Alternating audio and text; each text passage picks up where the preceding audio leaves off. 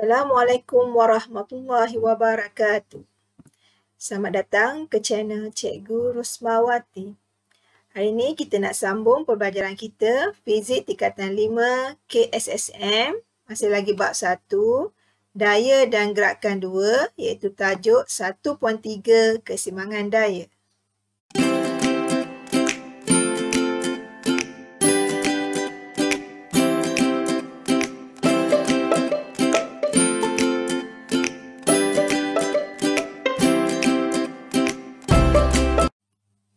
Standard pembelajaran.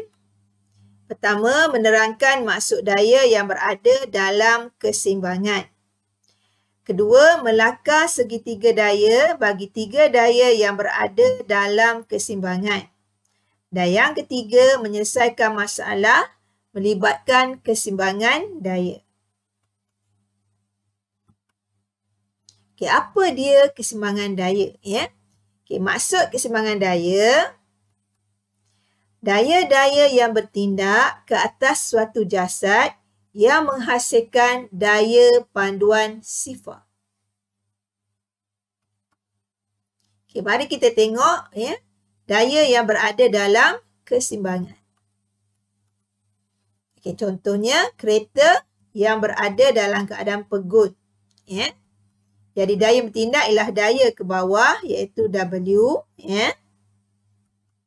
Dan daya ke atas iaitu tindak balas normal. Okey. Kita tengok pula yang seterusnya.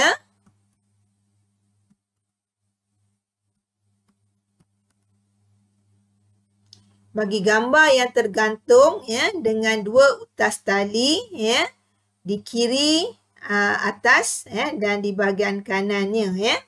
Jadi daya yang bertindak ialah okey, T1 iaitu tegangan tali ke atas, T2 ya iaitu tegangan tali ke kanan, dan dah tentulah ya daya ke bawah iaitu berat dia ya. So ini adalah nilai-nilai yang adalah pada daya-daya bagi bingkai gambar yang tergantung.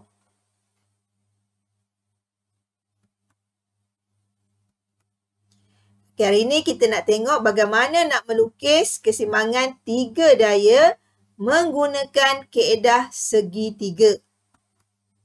Okey, kita ambil balik daya bagi bingkai gambar yang tergantung tadi ya. Di mana kita ada tiga daya ke atas sebelah kiri, ya, ke kanan iaitu T2 3 Newton dan ke bawah 4 Newton.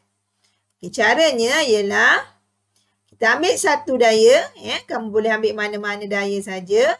Okey, misalnya cikgu ambil daya yang lurus lah, senang kita nak mulakan ya. Iaitu T2 ni, daya yang pertama ni saya ambil dan saya lukis balik dengan arah yang sama ya. And then kita sambungkan daya T1 ya yang ke atas ya sebelah kiri. Dan yang terakhir kita lukis daya ke bawah W. Ya. Jadi kalau kamu tengok lukisan ini dia secara berturutan anak panah dia. Dan kamu labelkanlah ya daya yang terlibat dan nilai-nilai yang ada. Jadi ini cara melukis dia ya. Pastikan anak panah ini berturutan seperti gambar rajah dan tidak berubah arah daya dia daripada daya yang asal. Kamu boleh rujuk gambar yang ada ni lah ya.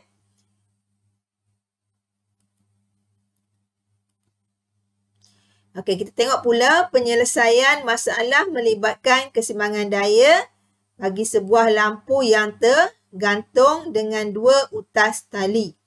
Jadi tegangan talinya ya T ni ya iaitu nilai dia 6 Newton dan tali itu condong pada sudut 30 darjah. Jadi hitungkan ya magnitud bagi A tegangan tali Q dan berat dia ya, iaitu berat lampu W. Okay, cara dia ya.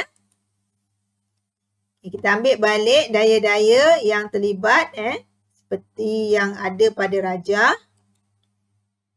Okay, kita leraikan ya daya T ini kepada 2 iaitu secara menegak ya, kita dapat Ty sama dengan 6 sin 30 dan secara mengufuk iaitu Tx 6 cos 30 ya. Ini kamu dah belajar pada bab yang sebelum ni lah 1.2 leraian daya. Oleh kerana rampung ni berada dalam keadaan keseimbangan, maka daya paduan dia ialah kosong. Maka kita boleh cari nilai ya, tegangan tali ya, iaitu Q ini sama dengan Tx ya, sebab panduan daya dia kosong. So nilai daya dia samalah, cuma arah saja berbeza. Dan kita masukkan nilai ya, dan kita kira, kita akan dapat nilai dia 5.20 Newton. Okey, bagi panduan daya menegak ya, kita tahu ya, nilai dia juga kosong, maka berat lampu iaitu W sama dengan Ty ni. Okey, kita masukkan nilai dia dan kita kira, maka kita akan dapat nilai dia ialah 3 Newton. Okey, kita tengok soalan yang kedua pula ya. Sebuah kotak hadiah berat dia 45 Newton berada keadaan pegun di atas satah condong. Okey, yang pertama lukiskan daya yang bertindak pada kotak hadiah ini ya. Dan yang kedua tentukan magnitud daya dia ya, daya-daya yang terlibat tadi dengan lukisan segitiga daya berskala. Dan yang C ataupun yang ketiga, kita tentukan magnitud daya dia pula dengan kaedah leraian daya. Kita tengok satu persatu. Jadi, kamu lukis balik ya, daya yang terlibat pada ya, kotak hadiah yang pegun ini. Okey, yang pertama iaitu daya bertindak pada kotak ini iaitu A, tindak balas normal. Okey, yang kedua berat dia ya, iaitu W. Okey, yang ketiga ialah daya ke belakang ataupun daya geseran dia ya, yang kita labelkan sebagai F. Jadi inilah daya yang terlibat bagi kotak hadiah yang berada dalam keadaan pegun. Cara nak kira pula dengan kaedah berskala, kita tetapkan satu skala. Okey, misalnya kita guna 1 cm mewakili 5 Newton. Okey, pertama kita lukiskan daya dia. Okey, katalah cikgu ambil daya ke bawah iaitu W ya. Kita labelkan sebagai AB untuk mewakili daya ke bawah W. Okey, daripada daya ini kamu lukiskan sudut dia. Okey, sudut dia berapa tadi? 40 kan? Jadi kamu lukiskan sudut 40, barulah kamu lukis ya garisan seterusnya iaitu garisan BC ini untuk mewakili daya R. Okay, nak bahas nombor dia tadi. Okey. Okey, daripada sini kamu lukiskan lagi ya sudut ya 40 ya daripada titik A ini. Dan kamu akan dapat lukisan ya. Setelah kamu dapat sudut 40, maka kamu bolehlah melukis garisan C ke A ni untuk mewakili daya F. Dan pastikan ya arah daya ni masih sama dengan daya asal yang kita dah lukis pada jawapan A tadi ya. Okay, daripada sini kamu boleh ukurlah nilai BC iaitu daya R ni berapa sentimeter, katalah 6.8, kamu kali dengan skala dia, maka kamu akan dapat 34 Newton.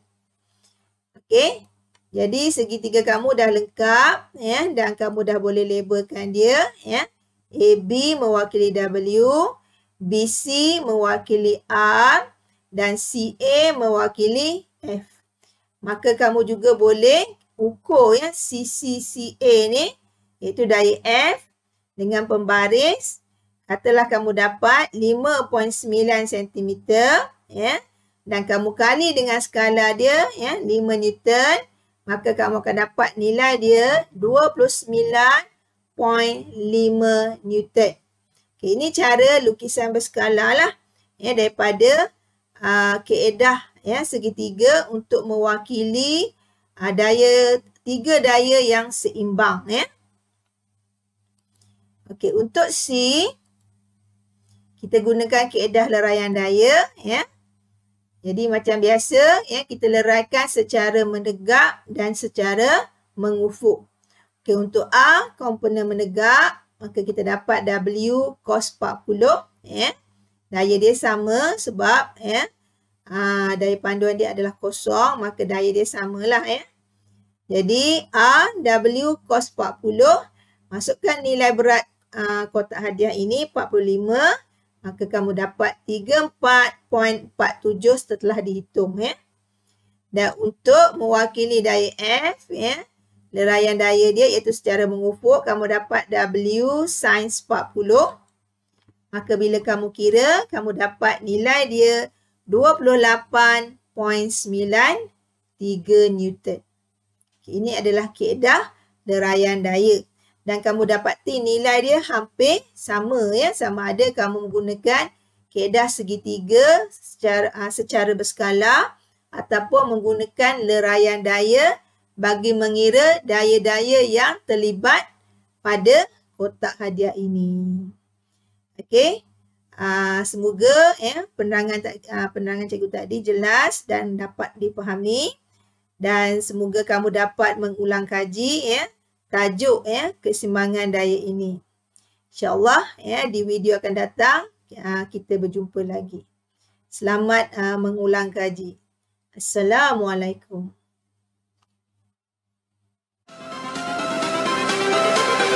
Everything changes.